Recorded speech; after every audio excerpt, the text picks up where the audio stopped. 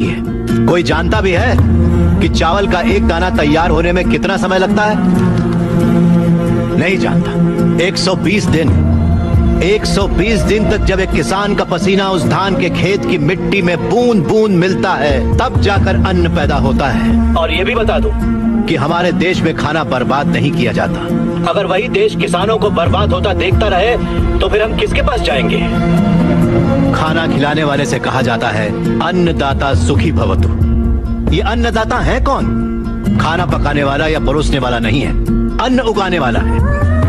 और ये खेती जैसा उपहार ईश्वर ने हमें दिया है। सेल फोन के बिना हम जिंदा रह सकते हैं, टीवी और एसी के बिना भी हम लोग जिंदा रह सकते हैं। जो टीवी और एसी बनाते हैं वो